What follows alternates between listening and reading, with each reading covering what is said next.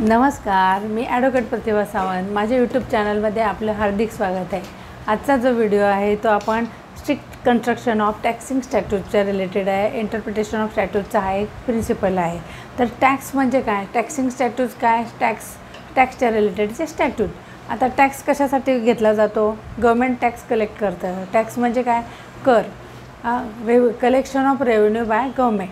आणि तो कशासाठी कलेक्ट केला जातो? तर पब्लिक पर्पज, जे नॅचरल कॅलॅमिटीज आहेत ते पब्लिकच्या जे हे आहेत प्रॉब्लेम्स, त्याच्यासाठी तो वापरला जातो.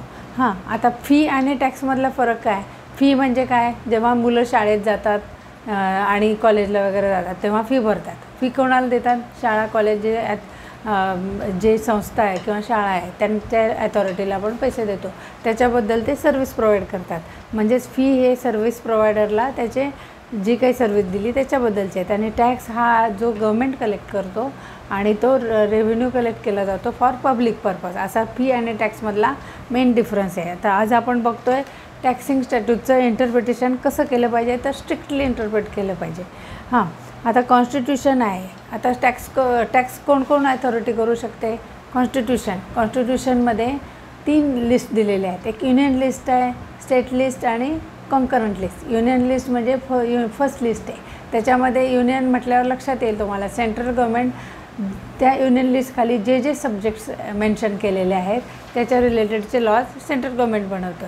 आता स्टेट लिस्टच्या खाली जे सब्जेक्ट्स असतील त्याच्या रिलेटेडचे लॉज स्टेट गव्हर्मेंट बनवेल. आता कॉन्करंट लिस्ट जे आहे त्याच्या कॉन्करंट म्हणजे दोघांनाही पॉवर आहेत, स्टेट आणि युनियन. आता स्टेट आणि युनियनला ह्या दोघांनाही त्या कॉन्करंट लिस्टच्या खाली जे टॉपिक्स दिलेत, सब्जेक्ट दिलेत त्याच्याबद्दलचे लॉज बनवता येतात. आता समजा युनियननी पण एखाद्या सब्जेक्टवर लॉ बनवला आणि त्याच सेम सब्जेक्टवर स्टेट गव्हर्मेंटनी लॉ बनवला, तर युनियन गव्हर्मेंट हे नेहमी सुपेरियर राहील आणि स्टेट गव्हर्मेंटपेक्षा. म्हणजेच युनियन गव्हर्मेंटचा लॉ सगळ्यांना फॉलो करावा लागेल स्टेट गव्हर्मेंटला.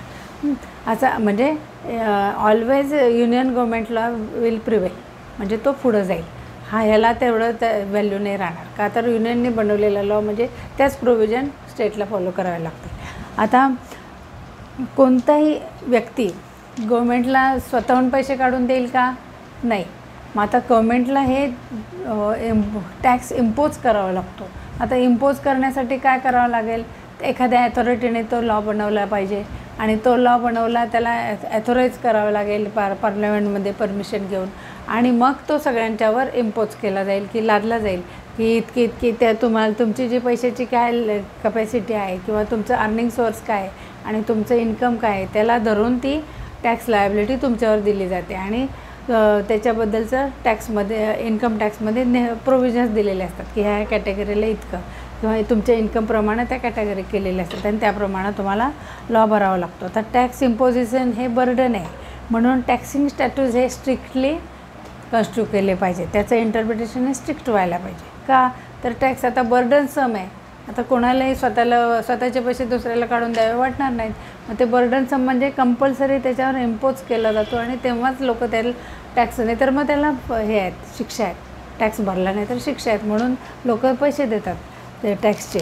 तर म्हणून टॅक्सिंग स्टॅट्यूट हे स्ट्रिक्टली कन्स्ट्रक्ट केले पाहिजेत. प्रत्येक पर्सनला इन्कमवरून त्याची लायबिलिटी ठरवली जाते आणि त्याप्रमाणे त्याला टॅक्स किती भरायचं हे सांगितलं जातं.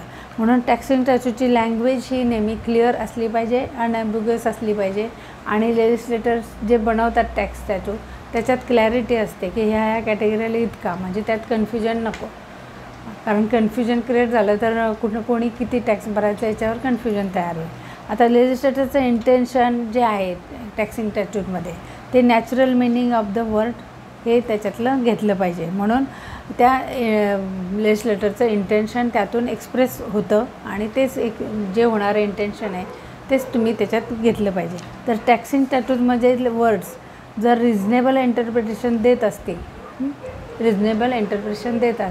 आणि त्याप्रमाणे जर ॲसेसीला जर इतका टॅक्स भरायचा असं त्याच्यात अर्थ निघत असेल तर त्या टॅक्सपेयरनी तेवढा टॅक्स भरला पाहिजे आणि त्यांनी तो ॲक्सेप्ट केला पाहिजे.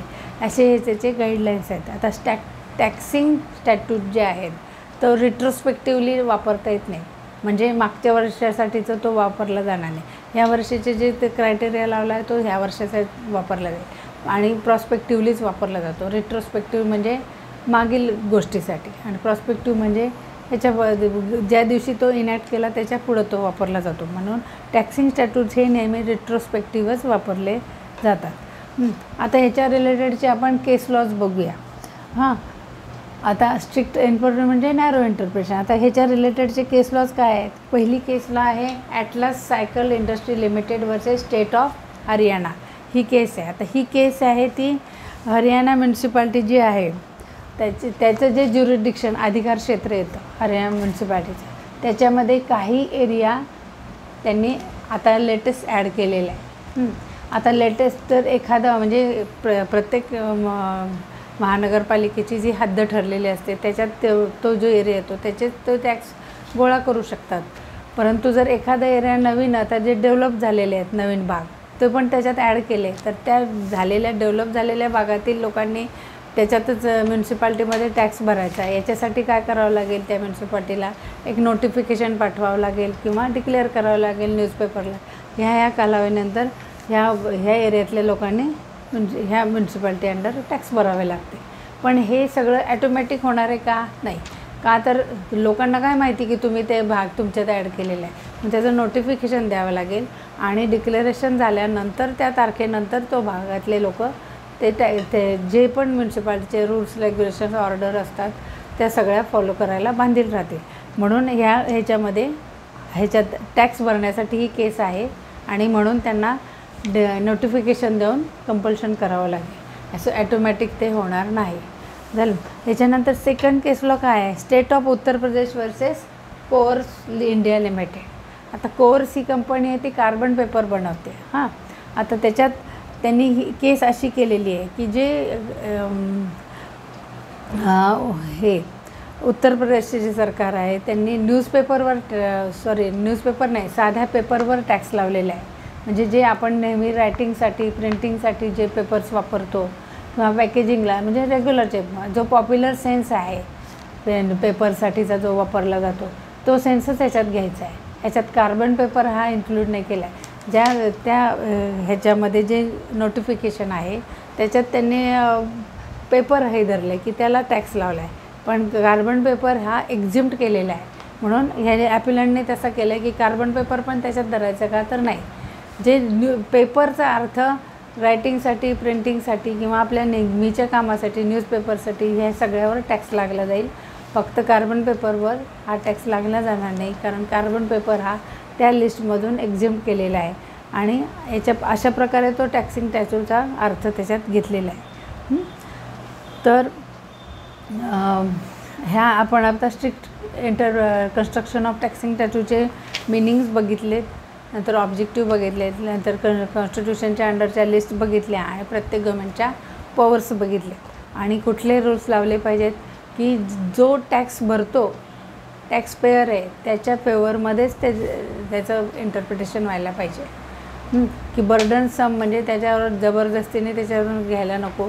जे टॅक्समध्ये जे प्लेन मिनिंग दिलेले आहेत किंवा त्याचा अर्थ तुम्ही एक्झॅक्ट मिनिंग घेऊन लावा म्हणजे तुम्हाला कोणालाही बर्डन सम व्हायला नको.